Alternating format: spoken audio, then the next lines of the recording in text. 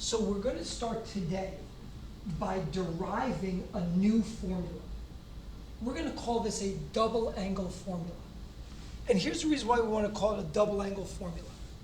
If you notice, I've got a unit circle here. And in my unit circle, I have some angle theta.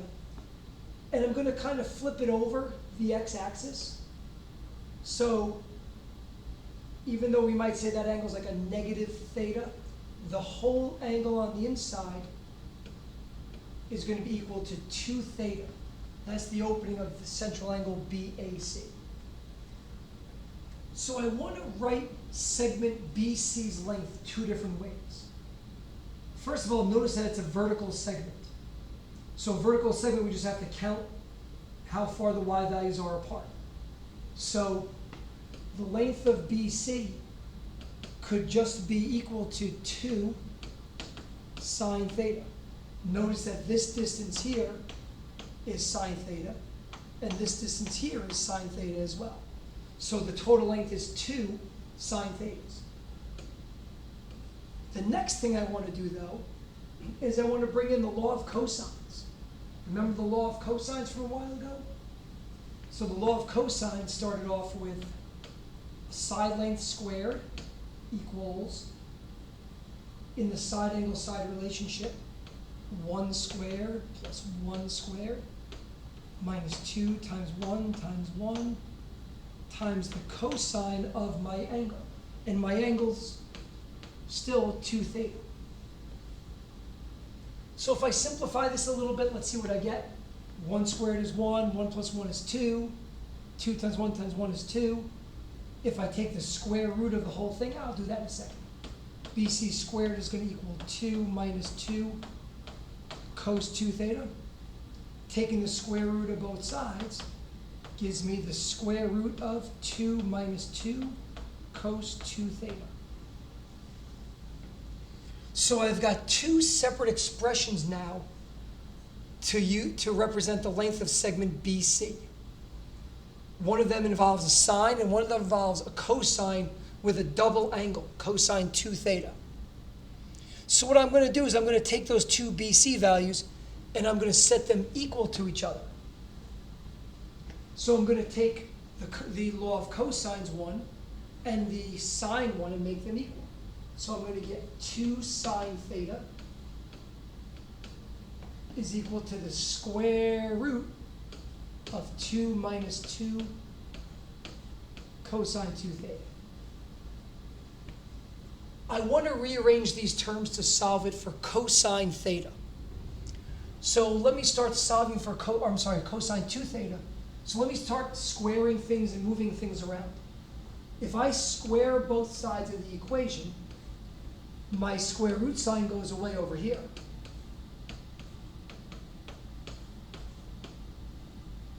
And on the left side, I have to square the 2, which becomes 4. And I have to square sine theta, which becomes sine squared theta. Do you see that there's a common factor of 2 all the way throughout? So if we divide everything by 2, we get 2 sine squared theta equals 1 minus cosine 2 theta. So now let's get cosine 2 theta by itself. Maybe what I'll do is I'll add it to the other side to get cosine 2 theta over here. And then I'm going to subtract my 2 sine theta to the other side. And what I've just done is I've just derived the formula for the cosine of a double angle in terms of the sine of a single angle. So that's going to be one of our expressions. The cosine of 2 theta is 1 minus 2 sine squared theta. Ah, but wait. There it is. But guess what? There's got to be something else here. I want to write these 3 dots.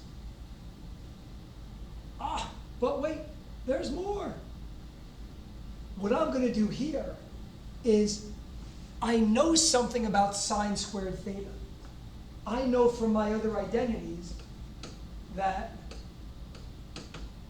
sine squared theta plus cosine squared theta equals 1. And I know I can solve this for sine squared theta. Sine squared theta equals 1 minus cosine squared theta. So I'm going to take this and plug it in there. And that's going to give me cosine 2 theta equals 1 minus 2 times 1 minus cosine squared theta. And let's see what happens. If we do the distributive property a little bit, let's see what our right side becomes. 2 times 1 is 2. A negative 2 times a negative cosine is going to be plus 2 cos squared. I was going to write x. I want to write theta.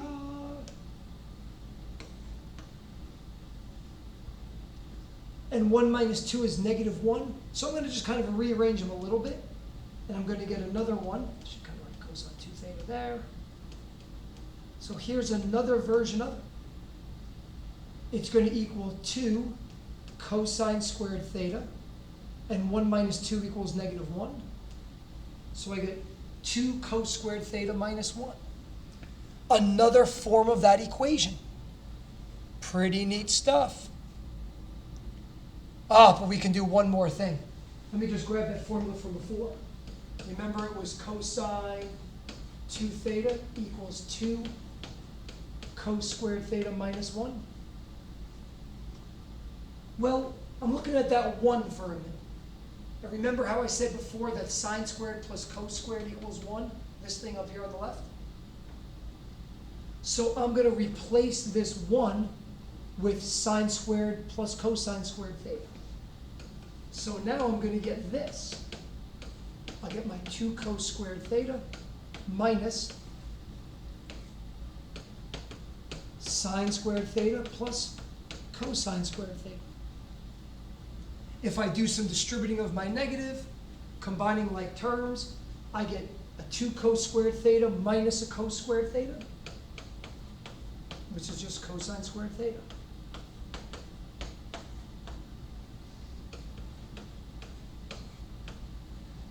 Whew. So this is a third version of that formula. Holy cow. So let's summarize it real quick.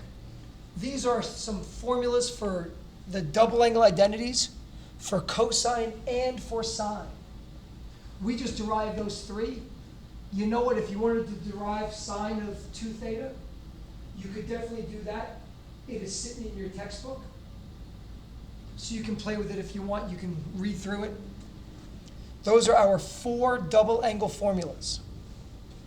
The first 3 are for cosine, and the last one is for sine. So let's give an example of how we might use some of these. On page 521 in your text, example number 8, tells you that the sine of theta is 3/5, and theta is between 0 and pi over 2. So theta is a quadrant 1 angle. So remember, in quadrant 1, everything is positive. Everything is awesome. So the first one, finding cosine theta, you've done that before.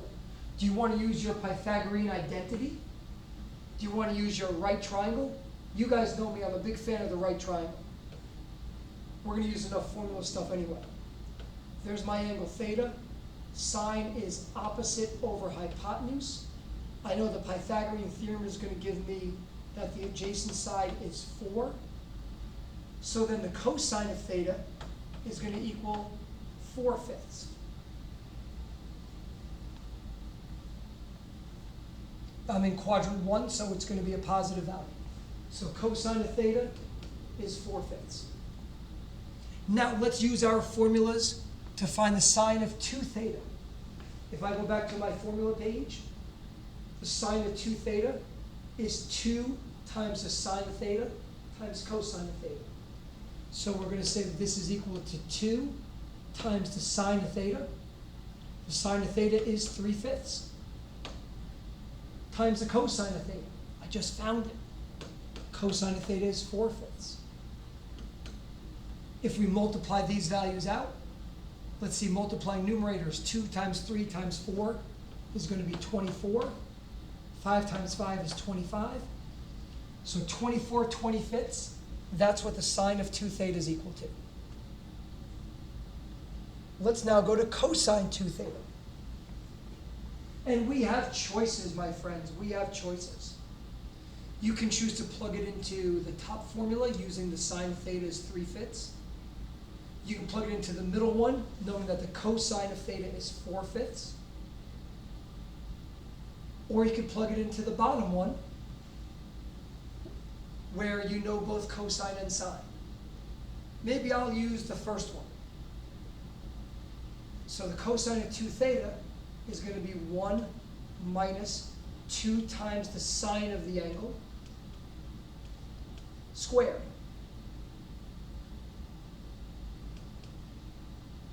So if I start simplifying this, let's see, 3 squared is 9. 9 times 2 is 18. So I get 1 minus 18/25. So 1 can be written as 25/25, and 25 minus 18 is 7. So the cosine of 2 theta is 7/25.